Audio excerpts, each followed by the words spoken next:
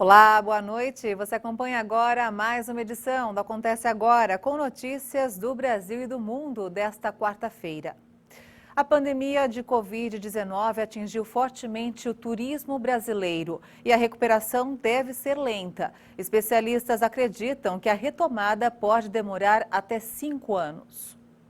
Em um ano, o volume de vendas na agência de turismo do Williams despencou, principalmente nas viagens internacionais. 2020 foi um ano difícil. Muito porque a gente não operou fora do Brasil, né? E um dos nossos carros-chefes aqui é as viagens para o exterior em grupo. Então, desde fevereiro de 2020, a gente está paralisado, né? O turismo foi um dos setores mais afetados pela pandemia de Covid-19, um dos primeiros a sentir o impacto e talvez um dos últimos que deve melhorar a performance. O setor ainda está longe do cenário pré-pandemia. Segundo a FEComércio, o Brasil registrou uma queda de mais de 65 bilhões de reais em 2020 na comparação com 2019. O setor de turismo ainda eliminou 110 mil postos de trabalho. 87 mil foram em hotéis, agências de viagens e operadoras turísticas. A aposta do setor é no mercado nacional. Mesmo assim, a previsão para a retomada não é tão otimista. Pode demorar entre 4 a 5 anos. É o que prevêem os especialistas. A recuperação, do jeito que a gente estava acostumado em 2019, leva no mínimo 5 anos. Então, isso leva em conta especialmente o turismo internacional. Agora, quando a gente olha para o Brasil tem uma vantagem, o mercado doméstico brasileiro é muito forte. Então, a gente sempre teve quase 95% do nosso turismo em cima do brasileiro viajando dentro do Brasil. Isso não está proibido. O que tem acontecido é que, por medidas de segurança, alguns municípios fecham barreiras e os próprios turistas estão evitando viajar, especialmente agora nesse mês de abril. No turismo, então, a gente recupera o prejuízo, recupera o que foi perdido? Infelizmente, não. Essa é uma característica da atividade, como de outras atividades de serviço. E é muito importante que todo mundo que esteja nos assistindo entenda. Se eu tenho um hotel com 100 quartos na noite do dia 1º e não vendi os 100 quartos, na noite do dia 2 eu não tenho 200. Quem atua no setor acredita que a vacinação contra a Covid-19 deve trazer os turistas de volta e com mais confiança. Eu acredito que esse ano ainda a gente não tem uma retomada forte, mas eu acredito sim que quando a gente bater os 70%, 80% de vacinação, eu acredito que as pessoas vão voltar a viajar. E agora o mercado financeiro. O dólar fechou em queda nesta quinta-feira, com os investidores de olho na cena política local e analisando os dados da economia dos Estados Unidos. A moeda norte-americana recuou 0,41% e encerrou o dia cotada a R$ 5,337 na venda. A cidade de Nova York reabrirá completamente as atividades fechadas pela pandemia no dia 1º de julho, após quase 2 meses. O anúncio foi feito pelo prefeito Bill de Blasio, enquanto o governador Andrew Cuomo disse que isso poderá ocorrer inclusive antes, se a situação continuar melhorando. A medida, segundo explicações do prefeito e de sua equipe, implica voltar a 100% a capacidade em restaurantes e bares, teatros e salas de concerto, museus, estádios, academias, pequenos comércios, salões de beleza e escritórios. Bill de Blasio ressaltou que é necessário continuar a vacinação em massa. O prefeito não explicou como chegará à reabertura total das atividades, nem disse se outras restrições continuarão de pé. Na verdade, a suspensão da maioria das restrições corresponde ao governo estadual. O governador Cuomo, um arco-rival de Blasio, apesar de ambos serem democratas, alertou que a pandemia não acabou e que é irresponsável marcar uma data de reabertura. No entanto, disse também que se a situação continuar melhorando, espera que isso ocorra inclusive antes de 1º de julho. O coronavírus deixou até agora mais de 32 mil mortes em Nova York desde março do ano passado.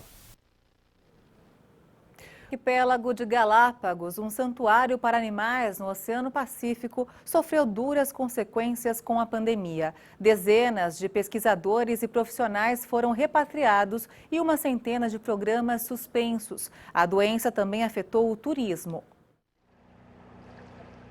A pandemia expulsou os humanos do paraíso das Ilhas Galápagos. O Santuário Ecológico do Oceano Pacífico, com uma população de apenas 30 mil habitantes, ficou drasticamente confinado por 4 meses no ano passado.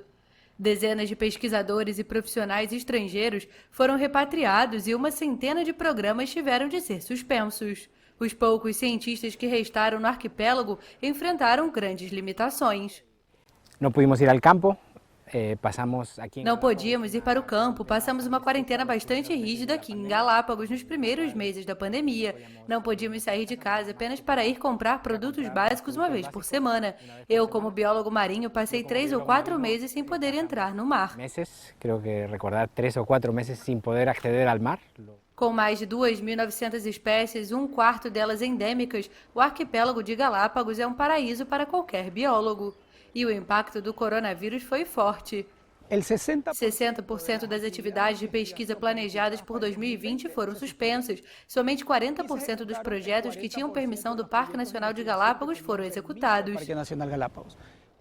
Graças a mais de 300 guardas florestais, o parque manteve a atividade de pesquisa, monitoramento de tubarões, locais de ninhos de tartarugas marinhas e conservação de iguanas ou lobos marinhos. De certa forma, o confinamento teve um efeito positivo. Os especialistas tiveram tempo para escrever e publicar os resultados das pesquisas.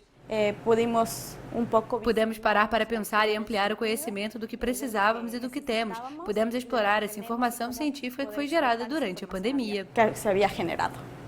Mas o coronavírus também enterrou o turismo, que gerava 85% da economia local. O cierre foi imediato, ou seja, de um dia para outro.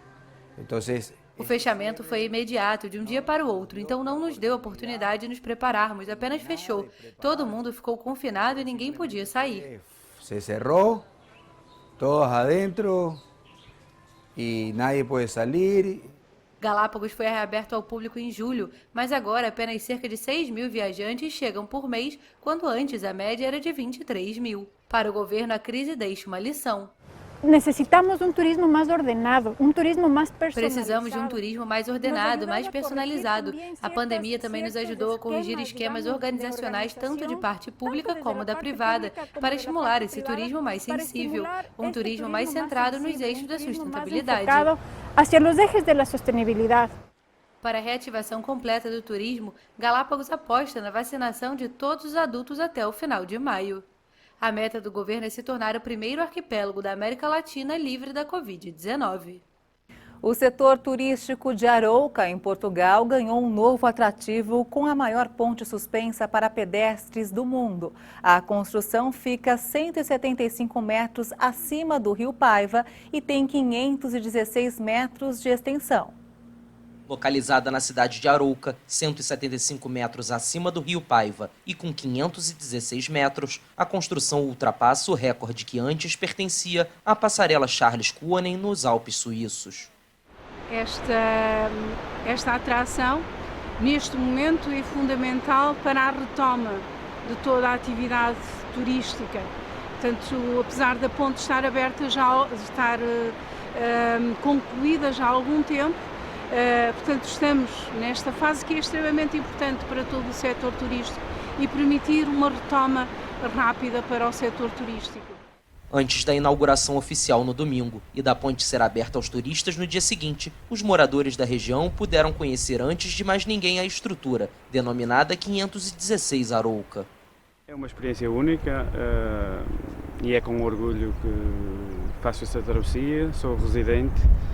No início, quando eu ouvia falar neste projeto, nem acreditava muito bem que pudesse ser possível e hoje é com orgulho que estamos aqui. Está muito bem construído, mesmo em termos de segurança e tudo, e aconselho, quem quiser cá vir pode vir, porque mesmo que tenham vertigens, eu sou uma pessoa que sofre de vertigens, não tive qualquer problema em atravessar. A ponte atravessa um desfiladeiro de granito e é constituída por 127 placas de aço com grades metálicas de 1,20 m de largura, fixadas por cabos de aço a pilares em forma de V, localizados em cada extremidade. E essa edição termina aqui. Você acompanha outras informações durante a nossa programação. E para rever as nossas reportagens, é só acessar o canal HIT Notícias no YouTube. Uma boa noite para você e até amanhã. Tchau!